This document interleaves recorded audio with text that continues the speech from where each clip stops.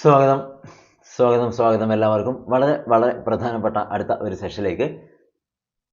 നമ്മൾ രാവിലെയുള്ള ക്ലാസ്സുകളിൽ ഒരുപാട് സൈക്കോളജിയിലെയും വളരെ പ്രധാനപ്പെട്ട കാര്യങ്ങളൊക്കെയാണ് ചർച്ച ചെയ്തുകൊണ്ടിരുന്നത് അല്ലേ?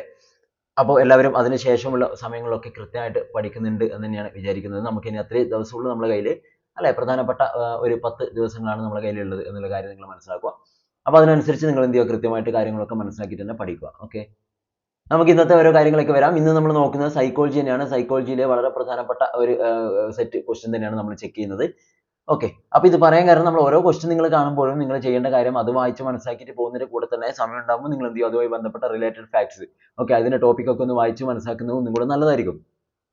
പ്രധാനപ്പെട്ട സ്റ്റേജസ് പ്രധാനപ്പെട്ട സ്റ്റെപ്സോ കാര്യങ്ങളൊക്കെ വരുന്നുണ്ടെങ്കിൽ അതൊക്കെ ഒന്നും കൂടെ മനസ്സിലാക്കി വെക്കുന്നത് നല്ലതാണ് എന്നുള്ളത് ഒന്നും കൂടെ ഓർമ്മിപ്പിക്കുവാണ്.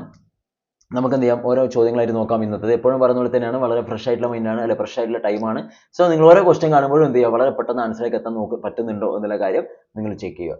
ഓക്കെ, പിന്നെ നമ്മുടെ ഈ കേട്ടറ്റിനെ സംബന്ധിച്ചിടത്തോളം നമുക്കൊരു മോഡൽ എക്സാം ഒക്കെ നടത്തുക എന്ന് പറയുന്നത് കുറച്ച് പ്രാക്ടിക്കലി ബുദ്ധിമുട്ടാണ്. കാരണം നിങ്ങൾക്ക് തന്നെ അറിയാം, മോഡൽ എക്സാം ഒക്കെ ആകുമ്പോൾ നമ്മൾ കൃത്യമായിട്ട് 150 ചോദ്യത്തിന് വേണം എല്ലാം സെറ്റ് ആക്കാൻ. കാറ്റഗറി 4 കാറ്റഗറി ഉണ്ട്, അതിനനുസരിച്ച് എല്ലാ കാര്യങ്ങളും ചെയ്യണം.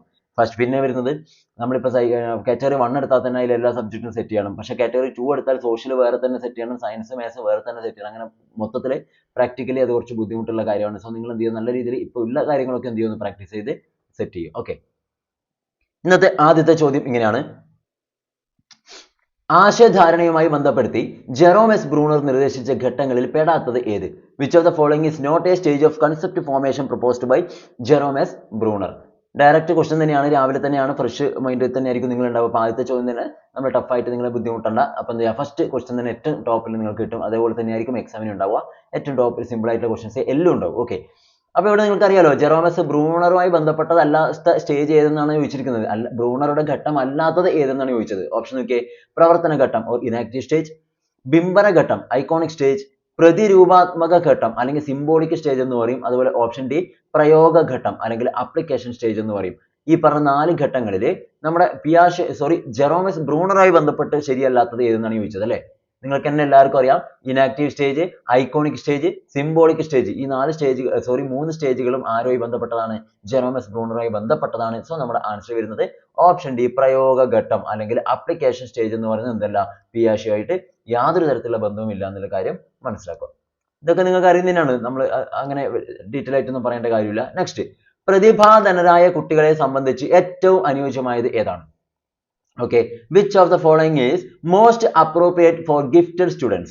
പ്രതിഭാധനരായ കുട്ടികളെ സംബന്ധിച്ച് ഏറ്റവും അനുയോജ്യമായത് ഏതെന്നാണ് ചോദിച്ചത്. ഓപ്ഷൻ നോക്കിയേ: ക്ലാസ്സിൽ നടത്തിയ ഒരു സെമിനാറിന്റെ റിപ്പോർട്ട് എഴുതുന്നു അല്ലെങ്കിൽ write a report of seminar held on the class.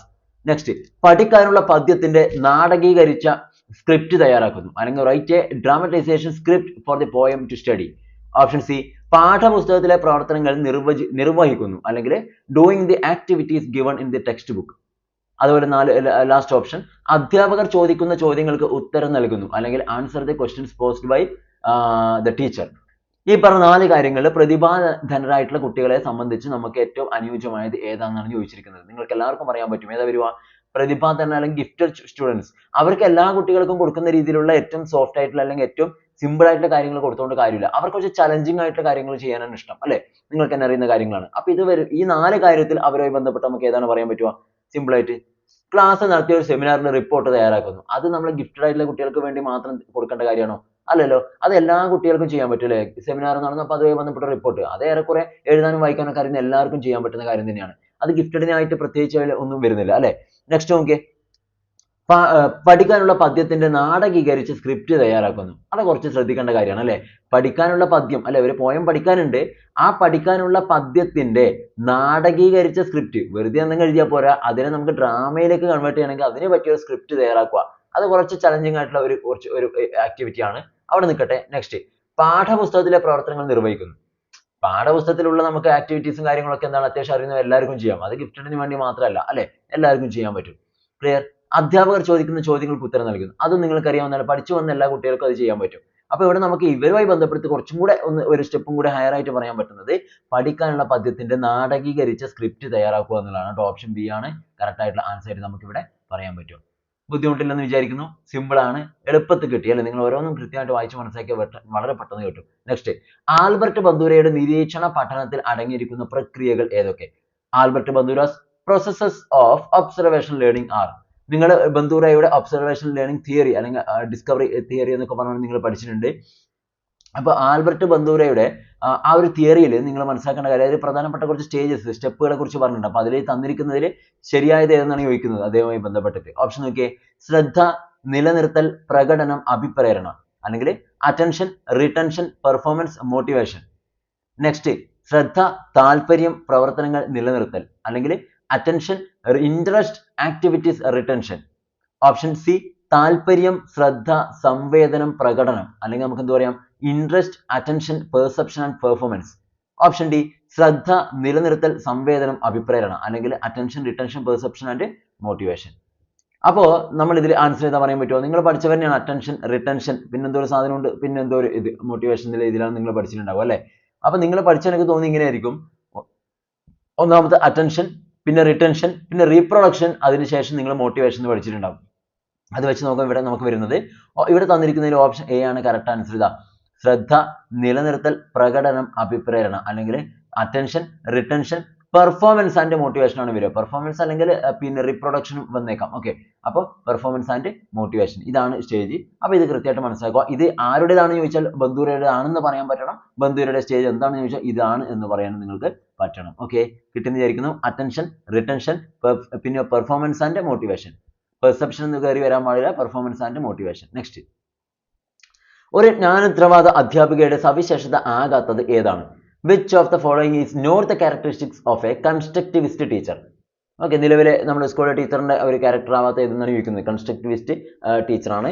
ജ്ഞാനോത്തരവാദ അധ്യാപികയുടെ പിന്നെ സവിശേഷത ആകാത്തത് നോക്കാം. സുഹൃത്തും വഴികാട്ടിയും അല്ലെങ്കിൽ ഫ്രണ്ട് ആൻഡ് ഗൈഡ്, പ്രോത്സാഹകൻ അല്ലെങ്കിൽ എൻകറേജർ, പിന്നെയോ കർക്കശമായി പ്രവർത്തനങ്ങൾ ചെയ്യിക്കുന്നു അല്ലെങ്കിൽ strict in activating. And option D, ഗവേഷകൻ അല്ലെങ്കിൽ റിസർച്ചർ. പറഞ്ഞ 4 കാര്യത്തിൽ നമുക്ക് ഏതാ പറയാൻ പറ്റുക?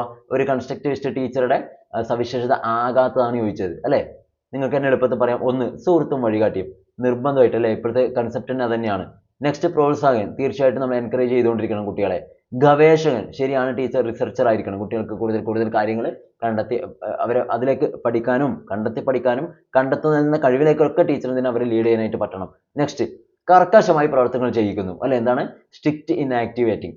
അപ്പോൾ ഇത് നമുക്ക് എന്ത് ചെയ്യാൻ പറ്റില്ല? ഇന്നത്തെ ജ്ഞാനോത്തരവാദ അധ്യാപികയുടെ ഒരു ലക്ഷണമായിട്ട് നമുക്ക് പറയാൻ പറ്റില്ല. അപ്പോൾ നമ്മുടെ ആൻസർ വരുന്നത് കർക്കശമായി പ്രവർത്തനങ്ങൾ ചെയ്യിക്കുന്നു എന്നതാണ് കറക്റ്റ് ആയിട്ടുള്ള ആൻസർ ഇവിടെ വരിക. ഓക്കെ, അത് ആ ഒരു ടീച്ചറുടെ ഒരു പിന്നെ എന്തല്ല സവിശേഷത അല്ല. അടുത്തത്, വൈകാരിക ബുദ്ധിമാനത്തെ പറ്റി വിശദമായി ആഴത്തിൽ പ്രതിപാദിക്കുകയും പ്രചരിപ്പിക്കുകയും ചെയ്തത് ആരാണ്? EQ was described deeply and popularized by dash. ആരാണ്? വൈകാരിക ബുദ്ധിയാണ്. വൈകാരിക ബുദ്ധിയായി ബന്ധപ്പെട്ടാണ് ചോദിക്കുന്നത്. ഓപ്ഷൻ നോക്കിയ Alfred Binet, Charles Spearman, Howard Gardner, Daniel Goleman. Okay, അപ്പോൾ വൈകാരിക ബുദ്ധിയുമായി ബന്ധപ്പെട്ട് കൂടുതൽ പഠനങ്ങളൊക്കെ നടത്തിയത് ആരാണെന്ന് ചോദിച്ചാൽ നിങ്ങൾക്ക് എല്ലാവർക്കും പറയാൻ പറ്റും. ആരാണ്? ഈ തന്ന ഓപ്ഷനിൽ നിങ്ങൾക്ക് വളരെ എളുപ്പത്തിൽ പറയാം ആരാണ്? ഡാനിയൽ ഗോൾമാൻ ആണ് അല്ലേ? ഡാനിയൽ ഗോൾമാൻ ആണ് എന്നുള്ള കാര്യം മനസ്സിലാക്കി വെക്കുക. ഇവിടെ തന്നിരിക്കുന്നതിൽ ഡാനിയൽ ഗോൾമാൻ ആണ് ആൻസർ എന്നുള്ള കാര്യം മനസ്സിലാക്കുക. ഇനി ഇതേ ക്വസ്റ്റ്യൻ തരം ഓപ്ഷനിൽ ചിലപ്പോൾ നമ്മുടെ പിന്നെ പീറ്റർ സലോവെ എന്നൊക്കെ പറഞ്ഞിട്ടുള്ള ഒരു പേരുണ്ടെങ്കിൽ നിങ്ങൾ ശ്രദ്ധിക്കണം.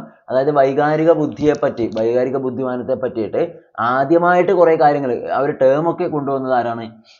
പീറ്റർ സലോവയും ജോൺ മേയോ ഒക്കെയാണ് എന്നുള്ള കാര്യം മനസ്സിലാക്കുക. അത് ഇവിടെ ഓപ്ഷനിലില്ല.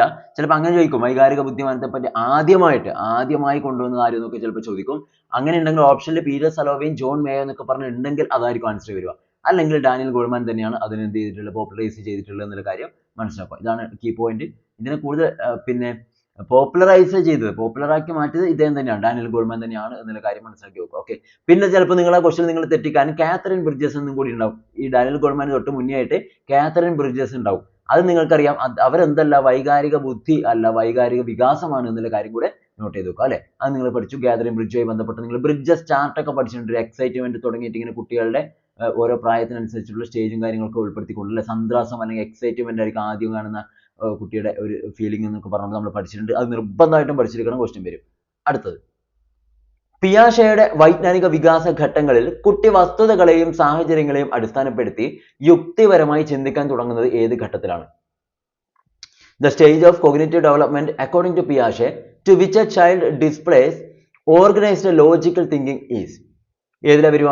ലോജിക്കൽ തിങ്കിങ് കാര്യങ്ങളൊക്കെ വരുന്നത്. അതായത് ഈ വൈജ്ഞാനിക വികാസ ഘട്ടങ്ങളിൽ കുട്ടി വസ്തുതകളെയും സാഹചര്യങ്ങളെയും അടിസ്ഥാനപ്പെടുത്തിയിട്ട് യുക്തിപരമായി ചിന്തിക്കാനൊക്കെ തുടങ്ങുന്ന ഏത് ഘട്ടത്തിലാണെന്നാണ്. ഇന്ദ്രിയ ചാലക ഘട്ടം അല്ലെങ്കിൽ സെൻസറി മോട്ടോർ സ്റ്റേജ്, പ്രാഗ് മനോവ്യാപാര ഘട്ടം അല്ലെങ്കിൽ പ്രീ ഓപ്പറേഷണൽ സ്റ്റേജ്, ഔപചാരിക മനോവ്യാപാര ഘട്ടം അല്ലെങ്കിൽ ഫോർമൽ ഓപ്പറേഷണൽ സ്റ്റേജ്, അതുപോലെ തന്നെ മൂർത്ത മനോവ്യാപാര ഘട്ടം അല്ലെങ്കിൽ കോൺക്രീറ്റ് ഓപ്പറേഷണൽ സ്റ്റേജ്. 4 സ്റ്റേജസ് ആണ് ഇവിടെ തന്നിരിക്കുന്നത്. അപ്പോൾ അത് നമുക്ക് ഏതാ പറയാൻ പറ്റുമോ? ഈ പറയുന്ന രീതിയിലുള്ള യുക്തിപരമായി ചിന്തിക്കാൻ തുടങ്ങുന്നതും സാഹചര്യങ്ങളെയും വസ്തുക്കളൊക്കെ അടിസ്ഥാനപ്പെടുത്തി ഇങ്ങനെ ചിന്തിക്കാനൊക്കെ തുടങ്ങുന്ന ഘട്ടം ഏതാണെന്ന് ചോദിച്ചാൽ നിങ്ങൾക്ക് വളരെ സംശയമില്ലാതെ പറയാം. അത് നമ്മുടെ തേർഡ് സ്റ്റേജ് ആണ്, കോൺക്രീറ്റ് ഓപ്പറേഷണൽ സ്റ്റേജ് അല്ലെങ്കിൽ മൂർത്ത മനോവ്യാപാര ഘട്ടമാണ് കേട്ടോ. ഓപ്ഷൻ ഡി ആണ്, മൂർത്ത മനോവ്യാപാര ഘട്ടമാണ് എന്നുള്ള കാര്യം ഓർത്തിരിക്കുക. അടുത്തത്, മാസ്ലോയുടെ ആവശ്യങ്ങളുടെ ശ്രേണിയിൽ ഏറ്റവും ഉയർന്ന തലം ഏതാണ്? നമ്മുടെ top most hierarchy in Maslow's hierarchy of needs. നിങ്ങൾക്ക് എല്ലാവർക്കും അറിയാം, ഏറ്റവും ടോപ്പ് ലെവലായിട്ട് കാണിക്കുന്നത് അല്ലേ, ഇതാ ഏറ്റവും ടോപ്പിൽ, ഇവിടെ ഏറ്റവും ലാസ്റ്റ്. അത് ആ തിയറിയുടെ പേരെന്താണോ അത് തന്നെയാണ് വരിക. നിങ്ങൾക്ക് തന്നെ അറിയാം എന്താണ് മാസ്ലോയുടെ തിയറി എന്ന് വെച്ചാൽ നിങ്ങൾക്ക് സെൽഫ് ആക്ച്വലൈസേഷൻ തിയറി എന്നൊക്കെ പറയാറുണ്ട്. അപ്പൊ നമുക്ക് ഇവിടെ ഏറ്റവും അവസാനത്തെ അല്ലെങ്കിൽ ഏറ്റവും ഉയർന്ന തലം ഏതെന്ന് ചോദിച്ചാൽ എന്ത് പറയാം? ആത്മസാക്ഷാത്കാരം തന്നെയാണ് അല്ലെ. ഓപ്ഷൻ ഒന്നും ആവശ്യമില്ല, സെൽഫ് ആക്ച്വലൈസേഷൻ തന്നെയാണ് കറക്റ്റ് ആയിട്ടുള്ള ആൻസർ. സെൽഫ് ആക്ച്വലൈസേഷൻ തന്നെയാണ്. ഇതൊക്കെ ഡയറക്റ്റ് വന്നുകൊണ്ടാണ് നമ്മൾ അങ്ങനെ ഓപ്ഷൻ ഒന്നും ആവശ്യമില്ലെന്ന് പറയുന്നത്. നെക്സ്റ്റ്, ചോദക പ്രതികരണങ്ങളുടെ മേളനത്തിലൂടെയുള്ള പഠനത്തിന് ഊന്നൽ നൽകുന്നത് ആര്? Association between stimulus and response leading to learning is emphasized by. ആരാണ്? ശരിക്കും ശ്രദ്ധിക്കുക, between stimulus and response. Stimulus response ആണ്. ചോദക പ്രതികരണം, ചോദക പ്രതികരണം ഈ ഒരു രീതിയിൽ കൊണ്ടുവന്നത് ഏത് വിഭാഗത്തിലുള്ള ആളുകളായിരിക്കും? മാനവികതാവാദം അല്ലെങ്കിൽ ഹ്യൂമനിസം, ജ്ഞാനനിർമ്മിതിവാദം കൺസ്ട്രക്റ്റിവിസം, ചേഷ്ടാവാദം ബിഹേവിയറിസം, അതുപോലെ തന്നെ ജ്ഞാനതൃവാദം കോഗ്നിറ്റിവിസം. ഈ പറഞ്ഞ 4 കാര്യത്തിൽ ഏതാ നമുക്ക് ചോദക പ്രതികരണങ്ങളുടെ മേളനം എന്നൊക്കെ പറയുമ്പോൾ നമുക്ക് എന്താ പറയാൻ പറ്റുക?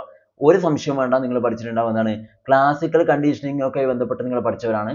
അപ്പോൾ നമുക്കിവിടെ വരുന്നത് ബിഹേവിയറിസം ആണ് കേട്ടോ. അതൊക്കെ വരുന്നത് ഈ ബിഹേവിയറിസത്തിൽ വരുന്നതാണ് അല്ലെ, ക്ലാസിക്കൽ കണ്ടീഷനിങ് തിയറിയും കാര്യങ്ങളൊക്കെ. അപ്പോൾ ബിഹേവിയറിസം എന്നതാണ് കറക്റ്റ് ആയിട്ടുള്ള ആൻസർ. ചേഷ്ടാവാദമാണ് എന്നുള്ള കാര്യം നോട്ട് ചെയ്ത് വെക്കുക.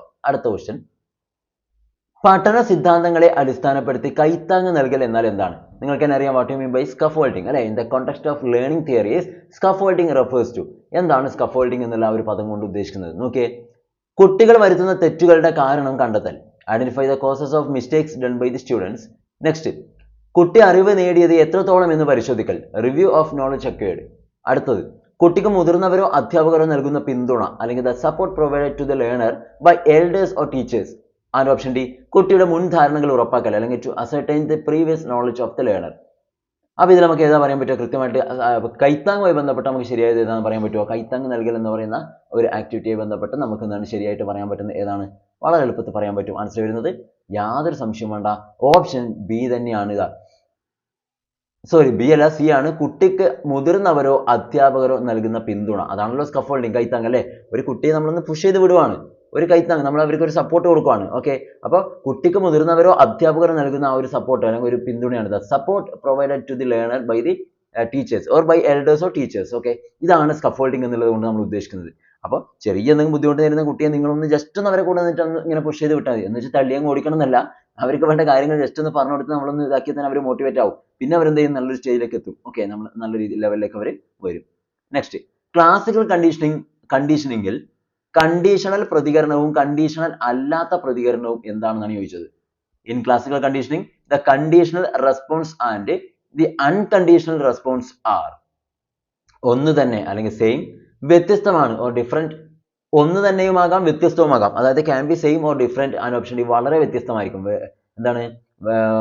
വേരിയഡ്ലി ഡിഫറെന്റ്. ഓക്കെ, അപ്പോൾ എന്താ ഉദ്ദേശിക്കുന്നത്? ക്ലാസിക്കൽ കണ്ടീഷനിങ്ങിൽ കണ്ടീഷണൽ പ്രതികരണവും കണ്ടീഷണൽ അല്ലാത്ത പ്രതികരണവും, അതായത് നമ്മൾ പഠിച്ചെന്താ conditional response and unconditional response, ഇത് രണ്ടും എന്താണെന്നാണ് ചോദിച്ചത്. അപ്പോൾ അത് നിങ്ങൾ പഠിച്ചവരാണ്, നിങ്ങൾക്ക് വളരെ എളുപ്പത്തിൽ ആൻസറിലേക്ക് എത്താനായിട്ട് പറ്റിയിട്ടുണ്ടാകും. സിമ്പിൾ ആയിട്ട് കിട്ടും. ഏതാ വരിക?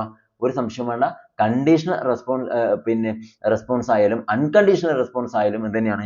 രണ്ടും സെയിം തന്നെയാണ്, സൈവ വരുന്നത് തന്നെയാണ്. ഓക്കെ, അപ്പോൾ സെയിം തന്നെയാണ് വരുന്നത്. ഒന്ന് തന്നെ എന്നുള്ളതാണ് കറക്റ്റ് ആൻസർ, സെയിം ആണ്. ഓക്കെ, അപ്പോൾ ഇത്രയാണ് നമ്മൾ ഇപ്പോൾ ഈ ഒരു സെഷനിൽ ചെയ്യുന്നത്. 10 ചോദ്യങ്ങളാണ് ഉൾപ്പെടുത്തിയിരിക്കുന്നത്. 10 ചോദ്യങ്ങളുമായി ബന്ധപ്പെട്ടുള്ള ടോപ്പിക് ഒക്കെ നിങ്ങൾ എന്ത് ചെയ്യുക? ഇതിന് ശേഷം നിങ്ങൾ വായിച്ചു നോക്കുക. വരും സമയങ്ങളിൽ ഒരുപാട് കാര്യങ്ങൾ നിങ്ങൾ പഠിക്കുക. ഒരു കാരണവശാലും നിങ്ങൾ എന്ത് ചെയ്യുക? വളരെ സമയം കളയാൻ പാടില്ല. ഓക്കെ, അത്രയേ ഉള്ളൂ ദിവസം. അത് കഴിഞ്ഞപ്പോൾ നമ്മൾ ഫ്രീ ആയി. ഓക്കെ, അപ്പോൾ ഇത്തവണ നിങ്ങൾ എന്തായാലും നിർബന്ധമായിട്ട് കിട്ടും എന്ന് ഉറപ്പിക്കുക. ഇതിന് ശേഷം ഈ കേട്ടറ്റിന് വേണ്ടിയുള്ള പുസ്തകങ്ങളൊക്കെ വലിച്ചും കയറിയും അല്ലെങ്കിൽ അങ്ങ് മാറ്റി വെക്കും എന്നുള്ള ചിന്തയിൽ തന്നെ നിങ്ങൾ എന്ത് ചെയ്യുക, കൃത്യമായിട്ട് പഠിക്കുക. പേടി ഇപ്പോഴും ഒരുപാട് ആളുകൾ കമൻ്റായിട്ട് കാണുന്നുണ്ട് കൊടുത്തത്. പേടി ഉണ്ടെങ്കിൽ നിങ്ങൾക്ക് വളരെയധികം ബുദ്ധിമുട്ട്. ആ പേടിയെ നിങ്ങൾ എന്ത് ചെയ്യുക, പേടിയൊക്കെ ഒഴിവാക്കിയിട്ട് നിങ്ങൾ എന്ത് ചെയ്യുക, ജസ്റ്റ് ഒരു സ്മൈലാക്കി മാറ്റുക പേടിയെ. ഓക്കെ, അപ്പോൾ നിങ്ങൾക്ക് എന്ത് ചെയ്യാൻ പറ്റും, കൃത്യമായിട്ട് പഠിക്കാൻ പറ്റും, നല്ല വൃത്തിക്ക് സ്കോർ ചെയ്യാനായിട്ട് പറ്റും. അങ്ങനെ ആകുമ്പോൾ നിങ്ങൾക്ക് എന്ത് ചെയ്യാം, നിങ്ങളുടെ ആ ഒരു എയിം ആയിട്ടുള്ള 120 എന്ന് പറയുന്ന ഈ ഒരു മാർക്കിലേക്ക് നിങ്ങൾക്ക് എത്താനായിട്ട് പറ്റും. ഓക്കെ, 120 എന്ന് പറയുന്ന മാർക്കിലേക്ക് നിങ്ങൾക്ക് നന്നായിട്ട് സ്കോർ ചെയ്യാം. ക്ലിയർ? അപ്പോൾ ഇത്രയേ ഉള്ളൂ നമ്മൾ ഇന്നത്തെ ഈ ഒരു സെഷൻ. ഇന്നത്തെ സെഷൻ നിങ്ങൾക്ക് ഇഷ്ടമായിട്ടുണ്ടെങ്കിൽ തീർച്ചയായിട്ടും നിങ്ങൾക്ക് എന്ത് ചെയ്യാം, ലൈക്ക് ചെയ്യാം, ഫ്രണ്ട്സിന് ഷെയർ ചെയ്തെടുക്കാൻ കൂടി ശ്രദ്ധിക്കുക. പിന്നെ നിങ്ങൾ ഒരുപാട് ക്വസ്റ്റ്യനും കാര്യങ്ങളൊക്കെ വർക്കൗട്ട് ചെയ്തുകൊണ്ടിരിക്കുക. ഇനി അത്രേ സമയമുള്ളൂ എന്നുള്ളതുകൊണ്ട് തന്നെ ഒരു 5 മിനിറ്റ് കിട്ടി, 5 മിനിറ്റ് നിങ്ങൾ 5 ചോദ്യങ്ങൾ വായിക്കുക. ഓക്കെ, അപ്പോൾ നിങ്ങൾക്ക് എന്തായാലും അത് കൃത്യമായിട്ട് യൂട്ടിലൈസ് ചെയ്തു എന്ന് നമുക്ക് പറയാം ടൈമിന്. ഇത്രയും കാര്യങ്ങളാണ്. അടുത്ത ദിവസം കാണാം. പിന്നെ PDF മെറ്റീരിയലൊക്കെ ആർക്കും ആവശ്യമുണ്ടെങ്കിൽ തീർച്ചയായിട്ടും നെക്സ്റ്റ് സ്ക്രീനിൽ കാണുന്ന രീതിയിൽ നിങ്ങൾ മെസ്സേജ് ചെയ്താൽ മതി. ഓക്കെ, അടുത്ത സെഷനിൽ കാണാം. Thank you.